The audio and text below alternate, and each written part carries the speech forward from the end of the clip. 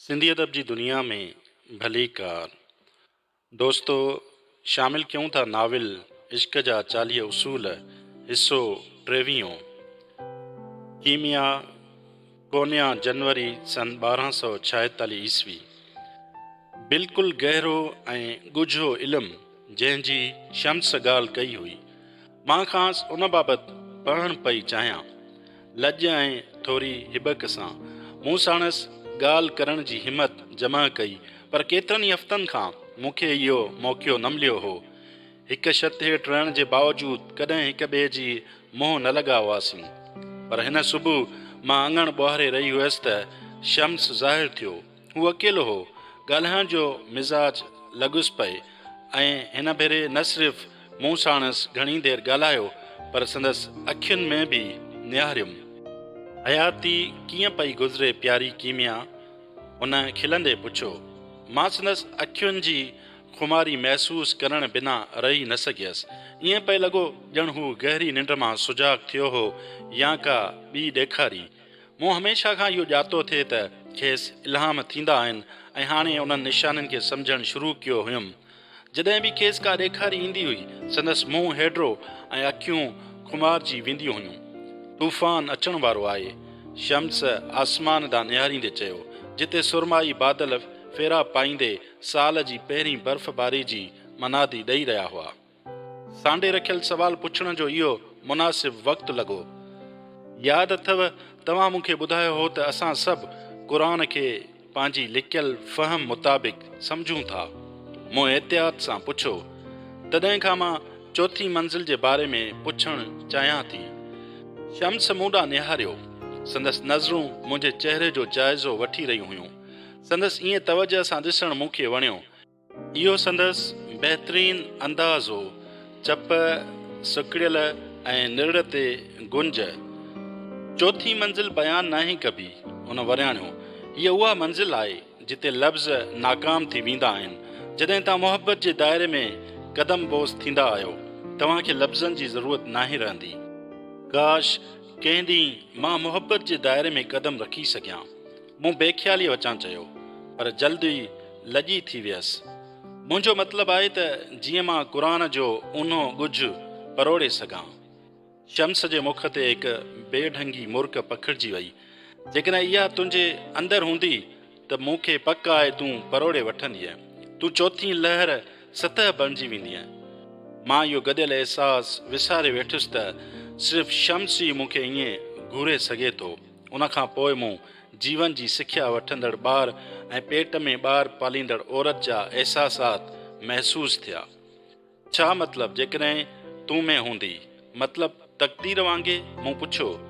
जी सही, शम्स कंधु धुणियो। पर तक़दीर जो मतिलबु आहे छा? मूं पुछियो। मां इहो नथो ॿुधाए सघां त तक़दीर छा आहे। मां सिर्फ़ु इहो ॿुधाए सघां थो त इहा छा न आहे। हक़ीक़त में उन सवाल जे हवाले सां हिकु ॿियो उसूल आहे। तक़दीर जो मतिलबु इहो न आहे त हर शइ पहिरीं खां ई लिखी वई आहे। हर शइ मुक़दर ते भाड़े दुनिया जे वहिंवार में शरीक न थियणु सिधी सही जहालत आहे। काइनाती मौसीक़ी जी मधुरता हर हंधि गूंजंदी रहे थी ऐं उन जा 40 मुख़्तलिफ़ दर्जा आहिनि। तव्हांजो मुक़दर उहो दर्जो आहे जंहिं ते तव्हां पंहिंजो साज़ वॼाए रहिया आहियो। थी सघे थो त तव्हां पंहिंजो साज़ न मटाए सघो, पर उन मां तव्हां केतिरा सुहिणा सुर विखेरियो था, इहो पूरो जो पूरो तव्हां ते मुनहसर करे थो। मुंहिंजे मुंहं ते ज़रूरु नासमझीअ वारो तासुर हो जो शम्स वधीक वज़ाहत ॾियणु ज़रूरी सम्झी। हुन पंहिंजो हथु मुंहिंजे हथ ते रखियो ऐं नरमीअ सां दॿायो। गहरनि कारियुनि अखियुनि सां हुन चयो, मूंखे हिकु कहाणी ॿुधाइण जी इजाज़त ॾे। ऐं पोइ हुन हीअ कहाणी ॿुधाई। हिकु भेरे कंहिं औरत हिकु दरवेश खां पुछियो त तक़दीर छा आहे? मूं सां गॾु अचु त गॾिजी ॾिसूं त दुनिया ॾिसूं। दरवेश खेसि चयो, जल्दी उहे हिकु जुलूस ॾांहुं भॻा। उहे सभु हिकु कातिल खे फांसी ॾियण लाइ हिकु इमारत ॾांहुं वठी थे विया। उन माण्हू खे फांसी ॾिनी वेंदी, पर छा इहो उन करे आहे जो कंहिं माण्हू खेसि हथियार वठण लाइ पैसा ॾिना, या उन करे त कंहिं माण्हू खेसि ॾोह करण खां न रोकियो, या इहो उन करे आहे जो ॾोह करण खां पोइ कंहिं खेसि पकिड़े विधो। इन मामले में सबब ऐं असर किथे आहिनि? दरवेश पुछो। शम्स जी कहाणी खे अध में कटींदे मूं मुदाख़लत कई। उन माण्हूअ खे उन करे फांसी थी जो हुन जेको कुझु कयो सो ख़राबु हो, जेको कयईं उन जो हिसाबु ॾिनई। इहो ई सबबु ऐं नतीजो पिणु हो। सुठियूं ऐं ख़राबु ॿई शयूं मौजूदु आहिनि, पर उन्हनि में फ़र्क़ु बि आहे। आह कीमिया, ॾाढो सुठो। शम्स आहिस्ते वराणियो, ॼण ओचितो हू थकिजी पियो हुजे। तूं तफ़ावत खे पसंदि करें थी छो त इहे ज़िंदगी आसान कनि था। जेकॾहिं हर वक़्तु शयूं एतिरियूं चिटियूं ऐं पधरियूं न रहनि त छा थिए? पर ख़ुदा चाहे थो त असां वाज़िह रहूं, न त हराम ऐं हिलाल जो तसवुरु कीअं रहंदो? जन्नत ऐं दोज़ख न हुजनि हा। फ़र्ज़ु करियो जेकॾहिं तव्हां माण्हुनि खे दोज़ख खां न टीचारियो हा या जन्नत लाइ न हिमथायो हा, समूरी दुनिया बदतरीन बणिजी वञे हा। सनी बर्फ़ जा तह हवा में उॾामी रहिया हुआ। शम्स मुंहिंजी लोई खे मज़बूती सां झलियो। घड़ी पन लाइ संदसि सुगंध खे साह में समाईंदे मां उते ई ॼमी वियसि। इहा संदुल ऐं मुश्क अंबर जी गॾियल ख़ुशबू हुई। बरसाति खां पोइ धरतीअ जी हंज मां उथंदड़ मिटीअ जे उगाव जहिड़ी मूं पंहिंजे पेट में गर्मी महसूसु कई। इहो सभु ॾाढो अजीब हो, पर पोइ बि कुझु अणढंगो न थिए लॻो। मोहबत में हदूं ख़तम थी वेंदियूं आहिनि। शम्स मूं ॾांहुं कुझु तरस ऐं तवजह सां निहारींदे चयो। छा हू ख़ुदा सां मोहबत जे बारे में ॻाल्हाए रहियो हो या हिकु औरत ऐं मर्द जी मोहबत जी ॻाल्हि करे रहियो हो? छा इहो असां ॿिन्ही जो हवालो ॾेई पियो सघे? छा असां जहिड़ो कुझु हो? मुंहिंजे ख़्यालनि खां अणॼाण उन ॻाल्हि जारी रखी। मूंखे हराम ऐं हिलाल जी परवाह न आहे। मां जहनम में बाहि खे उझाए वठंदुसि ऐं जन्नत खे ॿारे वठंदुसि त जीअं माण्हू ख़ुदा सां सिर्फ़ु मोहबत जे करे मोहबत करे सघनि। माण्हुनि वटि मोहबत खां अलावा ख़ुदा सां प्यारु करण लाइ ॿियो को बि सबबु न हुजे। तव्हांखे अहिड़ियूं ॻाल्हियूं न करणु घुरिजनि। माण्हू मतलबी हूंदा आहिनि, हर कोई नाहे सम्झी सघंदो। मूं उन ताक़ीद जे नतीजनि खे अखज़ करण खां सवाइ चई ॾिनो। शम्स बेझझक खिली ॾिनो। मूं पाण खे संदसि कब्ज़े में रहणु ॾिनो। संदसि हथ जी तिरी मुंहिंजे तिरी खां वधीक गरम हुई। शायदि तूं सही चवंदी हुजें, पर तोखे नथो लॻे त इहो सभु मूंखे पंहिंजे दिमाग़ सां ॻाल्हाइण लाइ सबबु मुहैया कंदो आहे। उन खां अलावा कुंद दिमाग़ माण्हू त ॿोड़ा आहिनि। संदन मोहर लॻल कननि लाइ जेको मां चवां सो सिधो कुफुर आहे। जॾहिं त तव्हां जेको बि चओ था सो मूं लाइ सिर्फ़ु मिठो आहे। शम्स मूं ॾांहुं एतिरी बेयकीनीअ मां निहारियो जो संदसि कंधु पासे ते लड़ी वियो। पर मां त हुन खां बि वधीक सदमे में हुयसि। मां अहिड़ी ॻाल्हि कीअं थी चई सघां? छा मां पंहिंजा हवास विञाए चुकी हुयसि? मूंखे ज़रूरु कंहिं जिन या ॿी कंहिं शइ जो असरु थी वियो हो। माफ़ कजो, मूंखे हाणे वञणु घुरिजे। इहो चई मां तकड़ी उतां भॻसि। मुंहिंजा गल शर्म मचां ॻाढ़ा थी विया हुआ। मुंहिंजी दिलि चयल ऐं अणचयल ॻाल्हियुनि जी गूंज सां गॾु धड़की रही हुई। अङण खां जल्दी घर अंदरि वियसि। तोड़े जो मां उतां भॼी आई हुयसि, पर मूं ॼातो थिए त का शइ मुंहिंजी वजूद जे चांट मां अंदरि घिड़ी चुकी आहे। उन साथ खां पोइ उन सच खां मुंहुं मोड़णु नामुमकिन हो जंहिंखे सिर्फ़ु ऐं सिर्फ़ु मूं ॼातो हो। मूंखे शम्स तब्रेज़ सां मोहबत थी वई हुई। शम्स कोन्या, जनवरी सन 1246 ईस्वी। बुरियूं ॻाल्हियूं करणु घणनि माण्हुनि जी आदत हूंदी आहे। मूं पंहिंजे लाइ अफ़वाहूं ॿुधियूं। जॾहिं खां मां कोन्या आयो हुउसि अहिड़ियूं केतिरियूं ई ॻाल्हियूं हुयूं। उहे मूंखे हैरान न कंदियूं हुयूं। जेतोणीकि क़ुरान साफ़ साफ़ चए थो त गीबत करणु गुनाह कबीरा आहे।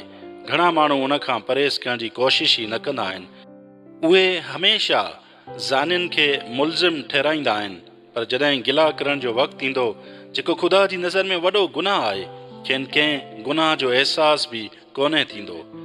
उन हवाले सां मूंखे हिकु कहाणी थी यादि अचे।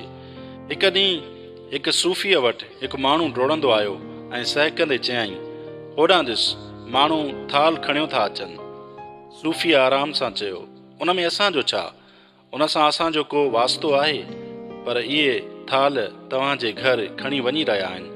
माण्हूअ ताजिब मां चयो, पोइ उन सां तुंहिंजो को वास्तो आहे?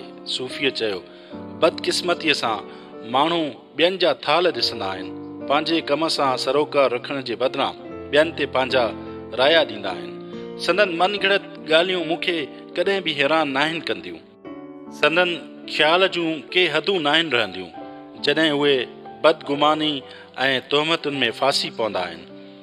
कुझु माण्हू ज़ाहिर ज़हूर हिन शहर में इहो सम्झनि था त मां असासियुनि जो खुफ़िया सिपह सालार आहियां। कुझु इहो इल्ज़ाम लॻाइनि था त मां अला मौद जे मरहूम इस्माइली इमाम जो पुटु आहियां। चवनि था मां कारे जादू ऐं सहर में एतिरो माहिर आहियां जो जंहिंखे बि बददुआ ॾियां उहो उते जो उते मरी वेंदो। कुझु वरी इहो भयानक इल्ज़ाम हणनि था त मूं रूमीअ खे कंहिं जादुई ॼार में फासायो आहे। उन ॼार खे टोड़ण खां रोकण लाइ मां खेसि ज़बरदस्ती सुबुह सवेर नांगनि जो सूप पीआरींदो आहियां। जॾहिं मां इहा बकवास ॿुधंदो आहियां मां खिली परते हलियो वेंदो आहियां। उते ॿियो छा थो करे सघिजे? ॿियनि जी तलखीअ मां हिकु दरवेश खे कहिड़ो नुक़सानु पहुची सघे थो? जेकॾहिं हिकु सॼी दुनिया खे समुंड गड़काए वञे पोइ बदक लाइ इहो कहिड़ी माना रखे थो? उन जे बावजूदि मां ॾिसी सघां थो त मुंहिंजे इर्द गिर्द माण्हू फ़िक्रमंद आहिनि, ख़ासि करे सुल्तान वलद। हू हिकु बहितरीनु नौजवान मर्द आहे। मूंखे पक आहे त हिकु ॾींहुं हू पंहिंजे पीउ जो सॼो हथु बणिबो। ऐं ॿी कीमिया आहे, प्यारी कीमिया। उहा बि मूं लाइ फ़िक्रमंद रहंदी आहे। पर गीबत जी हिकु बदतरीन शइ इहा आहे त उन सां रोमी बदनाम थी रहियो आहे। मुंहिंजे उबतड़ रोमी माण्हुनि जूं बुरियूं ॻाल्हियूं ॿुधण जो आदी न आहे। जाहिल माण्हुनि जूं ॻाल्हियूं ॿुधी संदसि परेशान थियणु मूं लाइ अज़ियतनाक आहे। मौलाना अंदरां बेहद हसीन आहे।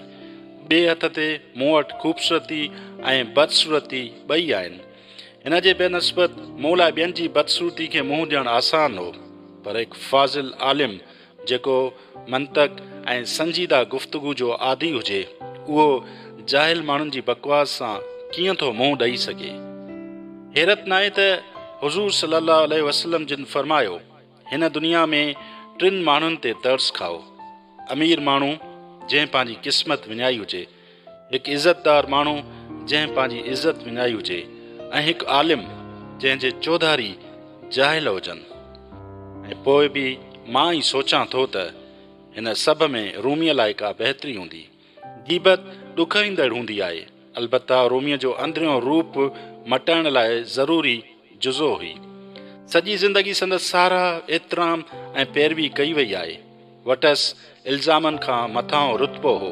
खेसि इहा ख़बर न हुई त जॾहिं ॿिया ग़लति सम्झनि ऐं तनक़ीद कनि त कीअं लॻंदो आहे।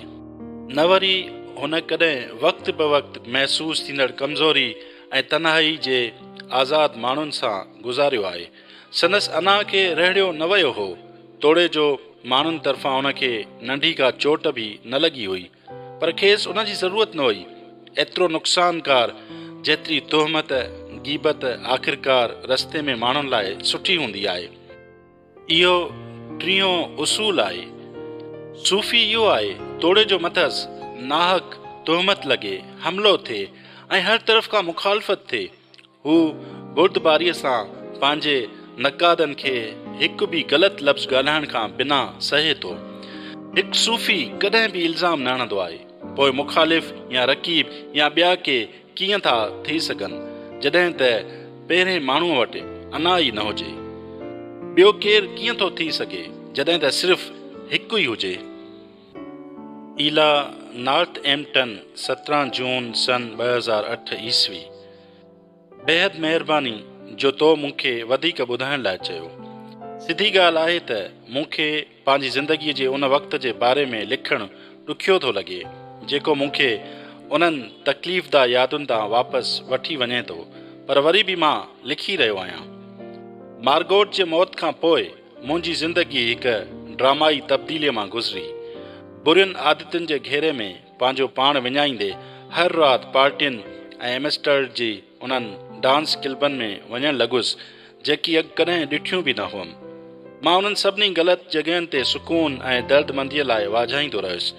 मां रातियुनि जो रौलाक थी वियुसि, ग़लति माण्हुनि जी सोबत में अची वियुसि। सुबुह जो अजनबी बिस्तरनि मां उथंदो हुयुसि। मां हीरोइन सिंगी त उल्टी कई ऐं बीमार थी पियुसि। सॼो ॾींहुं मथो खणी न सघियुसि। इहा हिकु निशानी हुई, पर मां ॾिसण जी हालति में न हुयुसि। इहो सम्झण खां पहिरीं मूं सुयूं लॻाइणु शुरू करे छॾियूं। भंग, चर्स, शराब, कुकिन। मूं पंहिंजे पारां हर कोशिशि कई पंहिंजो पाण खे ज़हनी ऐं जिस्मानी तौरु ख़राबु करण में मूंखे को घणो वक़्तु न लॻो। मूं जेको कयो सिर्फ़ु मथे खला में रहण लाइ कयो ऐं मथे रही मूं पाण खे मारण जी मनसूबाबंदी कई। तोड़े जो सुकरात वांगुरु मूं वण जे ज़हरीली काठी खाई मरण जी बि कोशिशि कई, पर उन ज़हर मूं ते को असरु न ॾेखारियो। या त मूं जेको चीनियुनि खां वरितो हो उहो हिकु आम ॿूटो हो। शायदि हुननि मूंखे साई चांहि ॾेई छॾी हुजे ऐं पोइ मूं ते खिलंदा हुजनि। केतिरा ॾींहं मां अणॼातल जॻहियुनि ते उथियुसि कंहिं नए माण्हूअ सां गॾु, पर अंदरि ई अंदरि हिकु साॻियो ख़ाली पिणो हो जेको मूंखे खाई रहियो हो।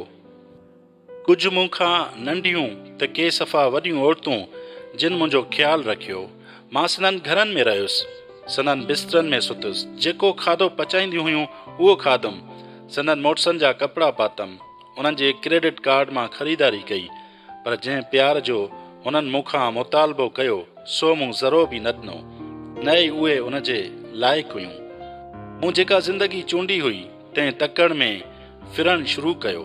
मूं पंहिंजी नौकिरी, दोस्त ऐं घर जंहिंमें मार्गोट ऐं मूं केतिरा ई ख़ुशहाल ॾींहं गुज़ारिया हुआ सो विञायो। जॾहिं ज़िंदगीअ जो साॻियो तर्ज़ अमल जारी रखणु नामुमकिन थी वियो त मां नंढनि घरनि में रहणु लॻुसि जिते हर शइ गॾियल हुई। मां रेक्टरडम 15 महीननि खां वधीक रहियुसि। उन इमारत में न को ॿाहिरां दरवाज़ो हो, न ई वरी अंदरां तोड़े जो बैतुल ख़ला में बि न। असां हर शइ वंडींदा हुआसीं, असांजा गीत, ख़्वाब, ख़र्चूं, खाधा, बिस्तरा, हर शइ। पर दर्द ज़िंदगीअ जा साल नशे ऐं अयाशी में गुज़ारण खां पोइ मां जेको हुयुसि उन जो पाशो वञी बचियुसि। हिकु सुबुह जॾहिं मां मुंहुं धोई रहियो हुउसि त पंहिंजे मुंहं खे घुरनि लॻुसि। मूं कॾहिं बि कंहिं नौजवान खे ईअं छणियल ऐं गमगीर न ॾिठो हो। उन ई ॾींहुं मूं मार्गोट जे सामान वारी संदूक खोले हथोली संदसि किताब, कपिड़ा, कागज़, कांटा, तस्वीरूं हिकु हिकु करे मूं हर निशानी खां मोकिलायो। पोइ मूं उन्हनि खे संदूक में वापसि रखियो ऐं पनाहगीरनि जे ॿारनि खे ॾेई छॾियमि, जिन जी उहा ॾाढी सार संभाल लहंदी हुई। इहो 1977 ईस्वी जो साल हो। ख़ुदा जी मदद सां मूंखे हिकु मशहूरु मैगज़ीन में फोटोग्राफर जी नौकरी मिली। अहिड़ी तरह उन माण्हूअ खां भॼण लाइ जेको मां बणिजी वियो हुउसि, नॉर्थ अफ्रीका जे सफ़र ते हिकु संदूक ऐं मार्गोट जो फोटो फ्रेम सां गॾु रवानो थी वियुसि। पोइ अफ्रीकी रेगिस्तान में मूंखे हिकु बरतानवी इंसानियतदान हिकु मशवरो ॾिनो। हुन मूंखां पुछो त छा मूं कॾहिं इस्लाम जे मुक़दस शहर में लिकी लिकी वञण जी तरगीब ते गौर कयो आहे। मूंखे ख़बर न हुई त हू छा जे बारे में ॻाल्हाए रहियो हो। हुन चयो त सऊदी जे कानून मुताबिक़ को गैर मुस्लिम मके ऐं मदीने में दाख़िल नथो थी सघे। कंहिं ईसाई ऐं यहूदी खे बि इजाज़त न हुई। जेकॾहिं ईअं कंदे कोई पकड़ियो वियो त खेसि जेल मोकिलियो वेंदो आहे ऐं उन खां बि वधीक बुरो सलूक कयो वेंदो आहे। मां गौर सां ॿुधी रहियो हुउसि। मना कयल हदुनि में बिना इजाज़त वञण जी सनसनी, उहो कुझु हासिलु करणु जेको अॻु कंहिं बि न कयो हो, पेट में हिकु लहर डोड़े वई। शुहरत ऐं पैसा जेके आख़िर में मिलंदा उन्हनि जी त ॻाल्हि ई न कजे। मां उन राय ॾांहुं ईअं मोहिजी पियुसि जीअं माखीअ जे प्याले ते मख। इंसानियतदान चयो त मां अकेलो ईअं नथो करे सघां ऐं ॿिए कंहिं ज़रिए जी ज़रूरत पवंदी। हिन खिते जे सूफ़ी बिरादरी सां मेल जोल रखण जो मशवरो ॾिनो, मथां हू मदद करण लाइ राज़ी थी वञनि। हुन चयो, मूंखे तसवुफ़ जे बारे में का ॼाण न हुई ऐं मूंखे ॼाणण जी एतिरी ज़रूरत बि न हुई जेसीं ताईं हुननि मूंखे मदद जी पेशकश न कई। मां सूफ़ियुनि सां मिली ख़ुशि हुयुसि। मूं लाइ उहे सिर्फ़ु ज़रूरत जो पुरावो हुआ, जीअं उन वक़्तु हर माण्हू ऐं हर शइ हुई। इला ज़िंदगी अजीब आहे। आख़िर मां कॾहिं मके या मदीने कोन वियुसि, न तॾहिं न ई बाद में। इस्लाम क़बूल करण खां पोइ बि न। तक़दीर मूंखे बिल्कुलु मुख़्तलिफ़ राह ते वठी वई। गैर मुतविक़ वरनि वकड़नि जिन मां हर हिकु वकड़ मूंखे एतिरी ॻोढ़ी ऐं रद्द न करण जहिड़े अंदाज़ में तब्दील कयो जो कुझु वक़्त खां पोइ असुलु मक़सदु मूं लाइ पंहिंजी माना विञाए छॾी हुई। जेतोणीकि मां बज़ारि दुनियावी दलीलनि जे करे राज़ी थियो हुउसि, जॾहिं सफ़र इख़्तिताम पज़ीर थियो त मां बिल्कुलु हिकु मटियल माण्हू हुउसि। जीअं सूफ़ियुनि लाइ जिन ॼातो हूंदो उन्हनि लाइ त मूं शुरू में जंहिं शइ खे ज़रूरत जो पुरावो सम्झी शुरू कयो सा असुल में पंहिंजो पाण जी आख़िर हुई। ज़िंदगी जे उन हिसे खे मां सूफ़ी लफ़्ज़ वाव सां सुञाणप सॼां थो। प्यार मंझां अज़ीज़